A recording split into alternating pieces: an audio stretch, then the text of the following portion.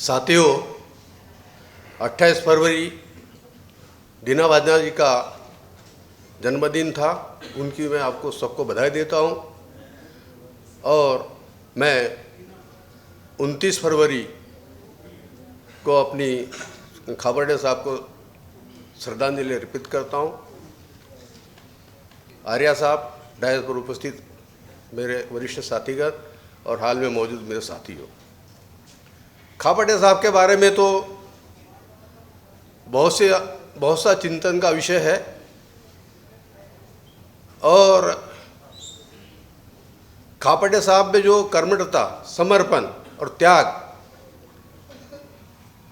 जो था, वो उसका कोई आज तक हमारे बीच में कोई ऐसी मिसाल हमको दिखाई नहीं देती।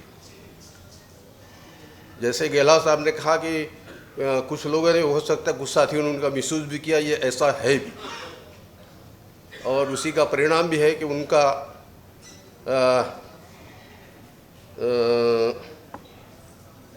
दुखद निधन भी हुआ, ये भी हम मान सकते हैं।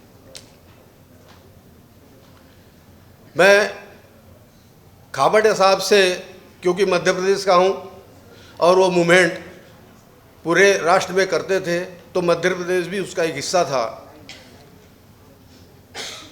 और मध्य प्रदेश में खास करके भोपाल ही उनका आना जाना था। चूँकि मेरा संबंध मान्यवर हर प्रसाद वर्मा जी और मेरे उस विंध्य क्षेत्र के जो साथी थे, खास करके ओबीसी समाज के साथी थे, उनसे मेरा संबंध था। तो एक बार उन्होंने इच्छा जाहिर की कि भाई मुझे उस क्षेत्र में जाना है। बोला ठीक है, मैं मैनेज करता हूँ। मैंने वर्मा जी से बात की। वर्मा जी ने बोला ठीक है, आने दीजिएगा। वर्मा जी ने रीवा में मीटिंग अरेंज की और मोस्टली बैकवर्ड के लोग उसकी मीटिंग में मौजूद थे। वहाँ से उनको सिंगरौली जाना था। वहाँ हमारे हरवंश सिंह जी पटेल, रामाश्रय पटेल और भी साथी थे। तो उन्होंने बोला कि कैसे जाए। तो उस समय भीम सिंह पटेल सांसद वो मौजूद थे। उन्होंने उनकी आने जाने की व्यवस्था की और हरवंश सिंह पटेल ने वहाँ उनकी मीटिंग की व्यवस्था की। तब से उस बेल्ट में जो है हमारे ये ओबीसी के साथी हमारे साथ लगे हुए हैं। खाबड़े साहब की कर्मठता इसलिए भी याद की जाएगी क्योंकि यूएन सिंगाड़े साहब ने मुझे एक वाकया बताया कि जब मैं पुणे में उधर बॉम्बे में मेरी पोस्टिंग थी और पुणे में उनको लेने गया और बॉम्बे में कोई मीटिंग थी। तो जल्दी गाड़ी में बैठने के चक्कर में खाबड़े साहब गिर गए नीचे, गाड़ी और प्लेटफॉर्म के दोनों के बीच में। अच्छा हुआ कि उनको हल्का सा कुछ लगा। गाड़ी गई, वो उठे। सिंगाड़े साहब ने बोला कि आप चलिए, अपन डॉक्टर को दिखाते। अरे ज़रूरत नहीं है, कोई ज़रूरत नहीं, कोई ज़्यादा नहीं लगा। और दूसरी गाड़ी पकड़ के मुंबई रवाना हो गए। तो ये उनका कमिटमेंट है समाज के बारे में। दूसरा, साथियों, समय नहीं है, बोलने के लिए बहुत कुछ है। मेरा अपना उनके बारे में आकलन है। उनके साथ मेरा काफ़ी नज़दीकी संबंध रहा है। बहुत से लोगों ने मेरा घर भी देखा होगा। भोपाल में बहुत छोटा घर था मेरा, आज भी वही घर है। और वो वर्कर के घर रहना ज़्यादा पसंद करते थे। और उस फैमिली में वो घुल मिल भी जाते थे। छोटे छोटे बच्चे, उनके साथ बातें करना, ये करना उनके। और उनको सबसे बड़ा शौक़ था पेपर पढ़ने का, सबसे बड़ा शौक़ पेपर।